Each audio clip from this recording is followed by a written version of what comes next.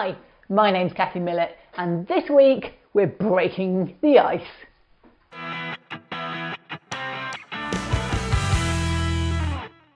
Yes, this week we're going to add this icy section to the diorama. We've got ice in the top lock, we've got ice at the bottom, and it's all been broken and shattered. And I'm using resin ice by AK Interactive because it snaps and breaks, and then another resin for the water to go in between. I've also added a weir here which looks frozen, just because I had to really. Because we want to break the ice up, we can't cast it in situ and just pour it like normally would. So I'm doing a template so I can make a little mould and pour my ice separately. And I literally just use my finger to draw a line and then cut it out with a pair of scissors. You need to check it a few times and just make sure it fits perfectly, as we don't really want gaps in the edge of our ice. If your paper's not quite big enough or you cut it wrong, don't worry, just stick another piece of paper on the outside. And then do one final check that it all fits, and then you can start making your mould. I'm using acetate as a base for my mould, so I drew the outline that I wanted in ice on it. Now next time I would draw the outline on the underneath. And the reason for that is on the edges, this black pen actually did leach a little bit into the ice. But if you turned it all upside down, you could draw on the underneath and you would still be able to see it. I cut some strips of acetate, about a couple of centimetres high at most. It's not going to be that deep, the ice. And I used hot glue, it's just normal hot glue, to spot it in place to start with, but to hold it in place. Now remember, it's the inside that's crucial that we keep nice and square. So you want to put it on and make sure it's vertical and lined up with your edge. As this is the front, I used a ruler to make sure I got it nice and straight. On the more complex curves, you may end up having to just smush, technical term that, the hot glue around and hold your curve until it sets up enough that it actually holds it. And make sure there's no gaps at the bottom, that you're not raising up the acetate when you do this. Finally, and because I wasn't in a rush, I used white glue. This is just tacky glue, so it's quite thick, and I poured it along and it sets up along the bottom and fills all the gaps. It shouldn't ooze through into your ice side, but it will make sure that none of the resin will escape when you pour it. Now you just need to leave it somewhere nice and flat to dry. And now we're on to the ice element. Now for that I'm going to use resin ice, a little bit of white paint, don't let me forget to put this in, and then it's very thin and you can snap it and break it, which is what I want. I want that fractured ice look. So I'm using AK Interactive resin ice. I don't know how this compares to normal water because I've not tried snapping normal water, but this one is made to be breakable. So that's got to be a good thing when you're trying to smash ice. If you are getting sort of stuff on your glasses, it shows that it could be going in your eyes. Never doubt how much stuff flies in the air when you're modelling. Be safe, not sorry. So on with the ice. Follow the instructions when mixing resin. They all have different ratios, and actually some are done by volume and some are done by weight. This one's done by weight, so I literally had a pair of kitchen scales and I poured out the amount I needed. And as you can see from the bottle size, it's more 1 than 2. So 2 is almost just a hardener and the bulk of the volume is in the 1. Now you can do some maths with a ruler and a depth sort of calculation to see how much resin you want. And it's probably better to do a small thin pour and perhaps add a little bit more than it is to do too much and you end up wasting your resin because it is quite expensive. So I added 2 drops of the white acrylic to part 1, which is the larger part, and I stirred that in well before I added in part B and weighed it. And then I just stirred a bit more and stirred. Once it's thoroughly mixed, you can pour it into your mould. Pouring down a stick helps you direct where it goes, and what you want at the moment is a nice even layer, and you will need to help it with a stick to get into the corners because surface tension will stop it from spreading everywhere. Now, as soon as I've spread this, you can see it's got lumpy bits in it. It's not very smooth. I've never had this happen before, and I've never used resin ice before. And I think what happened was the paint had a lot of water in it, or some kind of acrylic liquid, and it reacted with the resin. And some resins will react with water. That's why you shouldn't use a damp moulds or anything, because it can cause some odd reactions. And I think that's what happened here. Now, it worked out all right. It actually came out looking all right. But what it tells me is when you're using a new resin, you need to experiment, and don't assume that the paint that you've used before, I've used acrylic Vallejo paint many times in other brands of resin, don't assume that it will work exactly the same. This resin obviously has a different formulation because it's quite easy to snap, and it came out okay, but just something to watch. So some interesting things. One, it leaked a little, so I put a bit of paper underneath. Cleans up okay with isopropyl alcohol, so that's okay. I've actually been letting this sit for a week just because I've been busy, so I'm going to try and peel it out now. So the corner that had leaked was a little hard to get out, but the rest of it popped out fairly simply. It had just spread a little bit underneath into some of the glue, so you did have to take your time. Not to worry if you do break it accidentally though, because we are trying to break the ice. And now the moment of truth. Does it fit? Sadly not actually. There were a couple of places where it didn't quite go in. It was that main corner, but it wasn't an issue because I was going to break it anyway.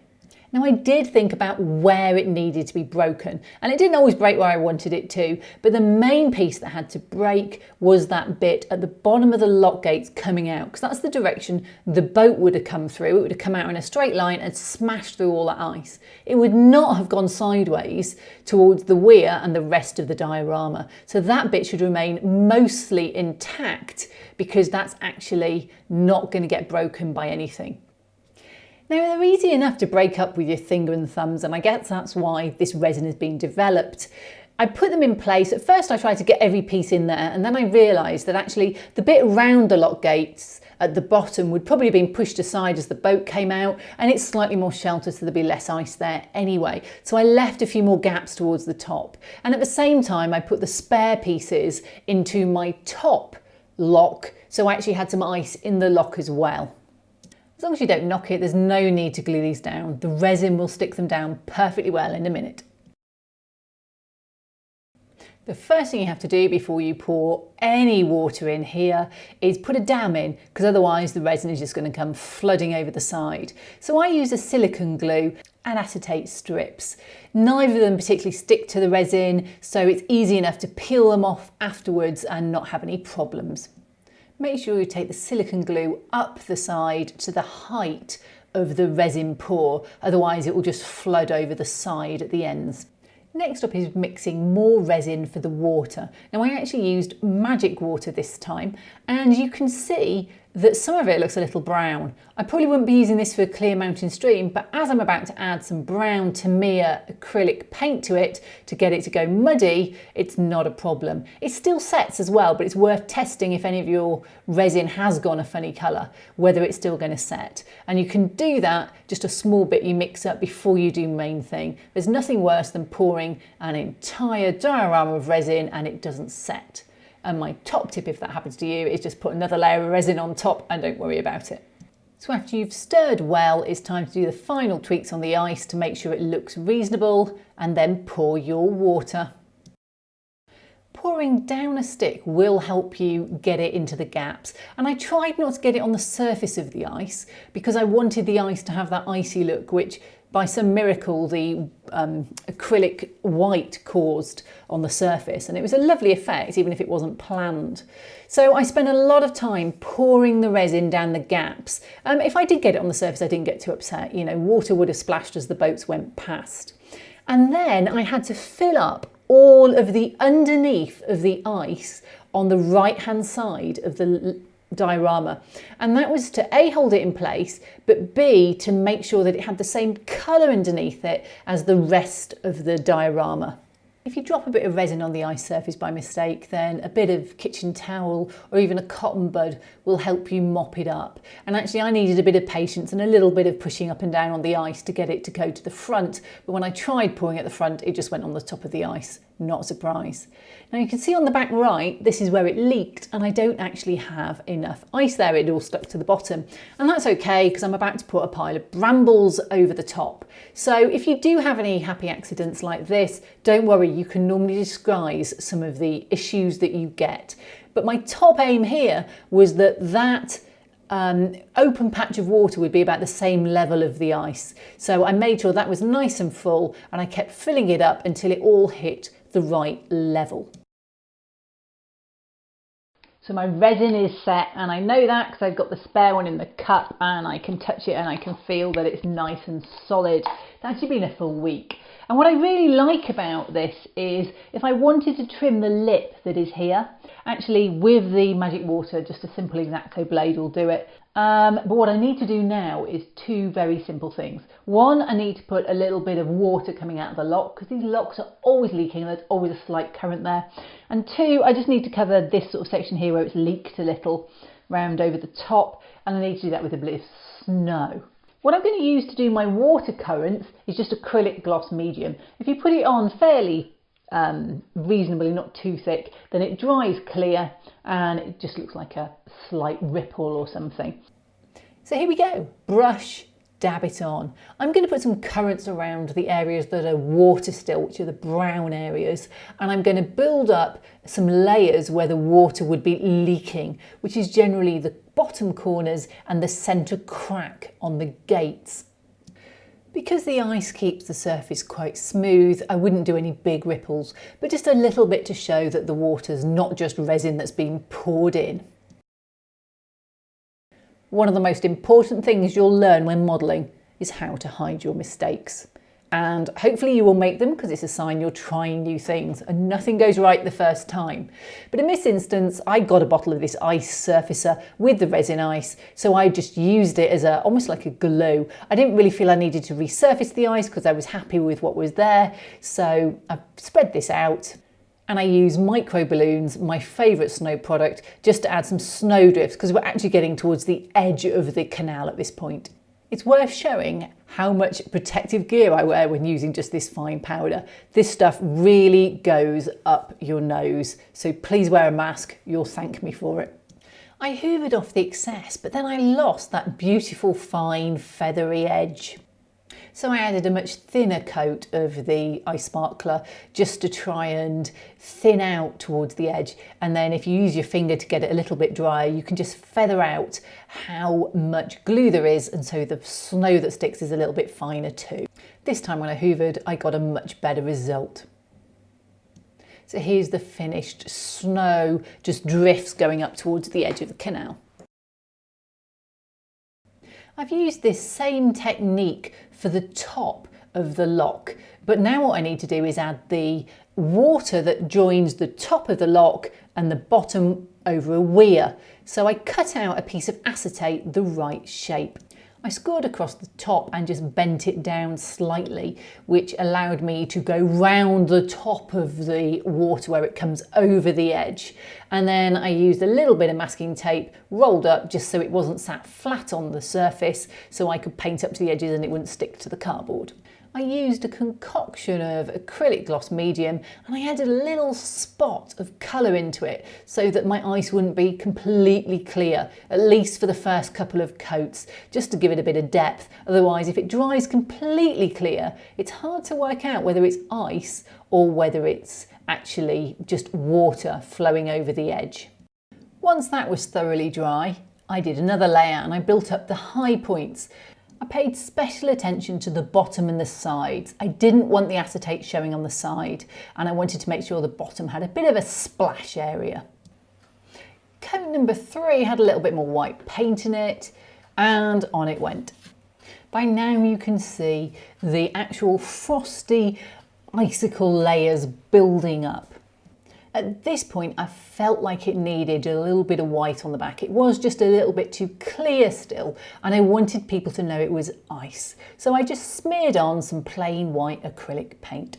Once that was dry, with the help of a hairdryer, I used the Ice Sparkle Surfacer, which comes with the resin ice from AK Interactive, just to add a little bit of an icy feel to it, and it adds a bit of a glittery texture, which ice has. Now, I was impatient and I used a hairdryer, and what I found was where it dried really quickly, it actually didn't come out that sparkly, and it came out with a kind of white, dry, crusty look. It's a really fascinating effect and just what I was after for ice. However, I did want some bits to be shiny and I still needed to build the base up, so I put on another layer of acrylic gloss medium. This is not a quick process getting a nice icy weir. This put some of the sparkle back that the ice surfacer had just taken away. All that was left to do was to use some super glue to attach it at the top. And then use acrylic gloss medium just to fill the gap. There will be one, but because it's water, we can easily fill this with just a little bit of snow and ice. Finally, I used acrylic gloss medium to act partly as a glue and partly just to widen and get the weir to sit down properly into the ice beneath it. You need to check the angle from the side to make sure it looks like a reasonable angle for the ice. I do think this perhaps sticks out a little bit more, and it probably should have run down the wall a little bit more, but I wanted it to look like a frozen waterfall, and that's what it does. And then just make sure there's a few micro balloons just to give it that snowy look, especially around the bottom, and we can glue and stick those as we did for the side. The angle was still bothering me, so I put a little bit of weight against it when it dried, so it was a little bit more vertical and not coming out in quite such an arc. So here we are, the final result, and I'm really pleased with it. The ice looks really good. It's quite thick and chunky, but it's well broken, and it all ties together nicely. Really pleased how it came out.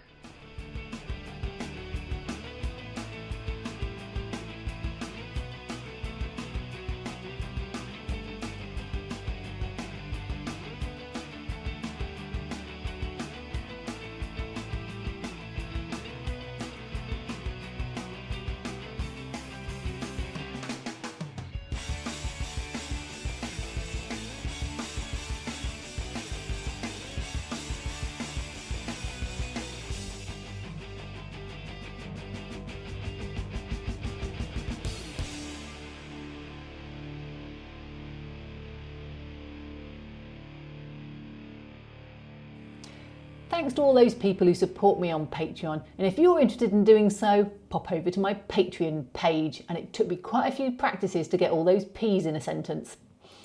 The next video will be the final in the series on ice and snow, and we'll add some people to bring it all to life.